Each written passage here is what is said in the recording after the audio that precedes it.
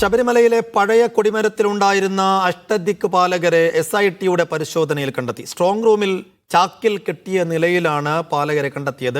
കട്ടളപ്പാളി കേസിൽ ഉണ്ണികൃഷ്ണൻ പോറ്റിക്ക് കൊല്ലം വിജിലൻസ് കോടതി ജാമ്യം അനുവദിച്ചു. 2017 ശബരിമലയിലെ പഴയ കൊടിമരം മാറ്റി പുതിയത് നിർമ്മിച്ചത്. പഴയ കൊടിമരത്തിലുണ്ടായിരുന്ന അഷ്ടദിക് പാലകർ എവിടെയാണെന്നതിൽ വ്യക്തതയുണ്ടായിരുന്നില്ല. SIT ഇന്നലെ സന്നിധാനത്തെ സ്ട്രോങ് റൂമിൽ നടത്തിയ പരിശോധനയിലാണ് അഷ്ടദിക് പാലകരെ കണ്ടെത്തിയത്. പെയിന്റ് അടിച്ച നിലയിൽ പാക്കറ്റിനുള്ളിലായിരുന്നു ഇത്. ബെല്ലാരിയിലെ സ്വർണ്ണ വ്യാപാരി ഗോവർദ്ധൻ ശബരിമലയ്ക്ക് നൽകിയ 10 പവന്റെ സ്വർണ്ണമാലയും കണ്ടെടുത്തു. ശബരിമലയിൽ നിന്നുള്ള സ്വർണം വാങ്ങിയതിന്റെ പ്രായശ്ചിത്തമായിട്ടായിരുന്നു ഗോവർദ്ധൻ മാല നൽകിയിരുന്നത്.